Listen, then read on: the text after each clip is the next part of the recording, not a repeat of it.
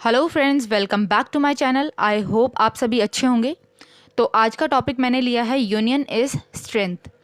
तो सबसे पहले हम अपने पैराग्राफ को रीड कर लेंगे और प्रोनाउंसिएशन और वोकैबलरी पर ध्यान देंगे। सबसे पहले देखेंगे, रीड कर लेते हैं। तो चलिए let's start reading. Union is strength. There was an old farmer who lived in a village. He had four sons. They were very lazy. They often quarreled among themselves. The old man was very much annoyed with it. So he called his four sons and told them that since his end was near, he wanted to teach them a lesson. He wanted to give them a useful piece of advice. He sent for a bundle of sticks. It was brought. He asked all his sons turn by turn to break the bundle of the sticks. All tried hard, but none of them was able to break the bundle. Then he asked one of them to untie the bundle. This was also done immediately. Then he asked each of them to break the sticks individually. Now each one succeeded in doing so. The old farmer then said to them, "If you live together in peace, none can harm you. But if you are divided, you will lose." Moral: United we stand, divided we fall. तो चलिए guys, अब हम हमारे paragraph का meaning देख लेते हैं। इसका मीनिंग है यूनियन इज स्ट्रेंथ। यूनियन का मतलब होता है यूनिटी, एकता। स्ट्रेंथ का मतलब होता है शक्ति, तो एकता में ही शक्ति है। Union is strength. There was an old farmer who lived in a village. एक फार्मर था, एक बूढ़ा फार्मर था, बूढ़ा किसान था जो एक गांव में रहा करता था। ही हैड फोर सन्स, यानी उसके चार बेटे थे। दे वर वेरी लेजी. लेजी का मतलब होता है आलसी, तो वो सभी बहुत आलसी थे। दे ऑफ्टन क्वेरल्ड अमंग देमसेल्व्स. दे ऑफ्टन क्वेरल्ड. ऑफ्टन मतलब होता है अक्सर, क्वेरल का मतलब होता है झगड़ा करना।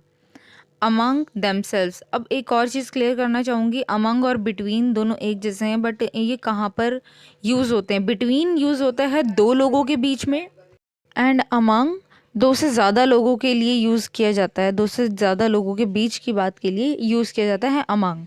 अमंग देमसेल्व्स, जैसे कि फार्मर के चार बेटे थे, तो इसलिए यहाँ पर अमंग यूज़ हो रहा है। The old man was very much annoyed with it. अनॉय का क्या मतलब होता है? अनॉयड का मतलब परेशान। तो जो बूढ़ा आदमी था वो इन अपने बच्चों की इन हरकतों की वजह से बहुत परेशान हो गया था।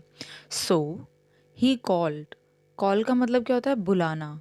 तो ही कॉल्ड, हमारा जो पैराग्राफ है वो पास्ट टेंस में है, तो कॉल का क्या हो जाएगा?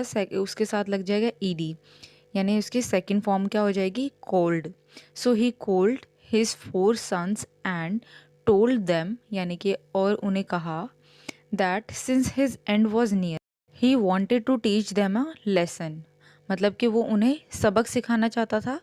ही वॉन्टेड टू गिव देम, वो उन्हें a useful piece of advice, एक बहुत ही useful piece of advice.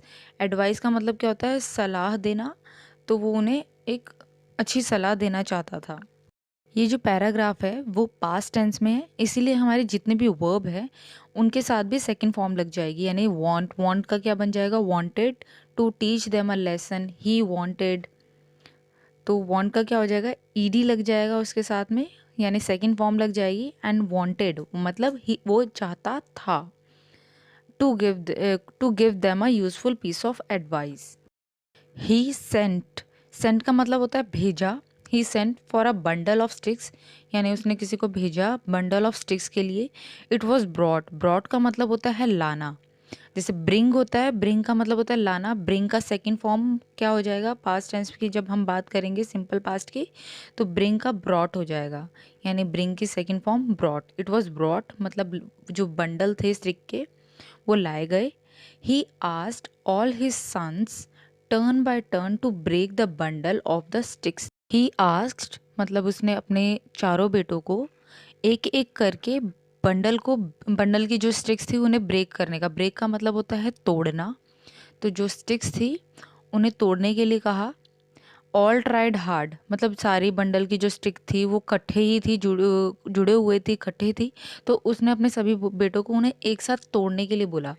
All tried hard मतलब सभी बेटों ने बहुत बहुत ज़्यादा कोशिश की, tried hard, but none of them, मतलब उनमें से कोई भी was able to break the bundle, उनमें से कोई भी बंडल को नहीं तोड़ पाया। Then he asked one of them to untie the bundle, तो उसने अपने चारों बेटों में से किसी एक को अनटाई करने के लिए बोला। अनटाई मतलब कि जो बंडल था उसे खोलने के लिए बोला, उसे अनटाई करने के लिए बोला। This was also done immediately, इसका मतलब है कि ये काम भी जल्दी से कर लिया गया, इमीजिएटली सभी बंडल्स को अनटाई कर दिया गया।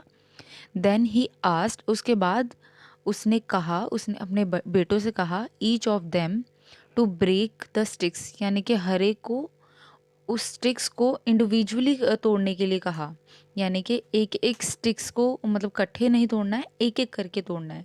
Now each one succeeded in doing so, अब जब वो बंडल्स खुल चुके थे, हर कोई एक एक स्टिक को तोड़ पा रहा था, तो ईच वन सक्सीडेड, सक्सीडेड मतलब हर कोई अब उसमें सफल हो गया था, वो काम करने के लिए, स्टिक्स को तोड़ने के लिए हर कोई सफल हो गया था।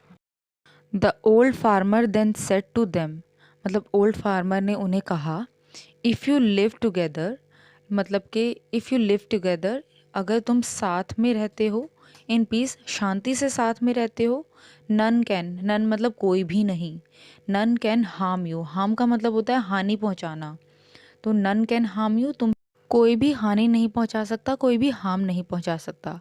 But if you are divided, मतलब अगर के, लेकिन, बट का मतलब है लेकिन, इफ़ यू आर डिवाइडेड, अगर तुम अलग हो, यू विल लूज़, तुम हार जाओगे।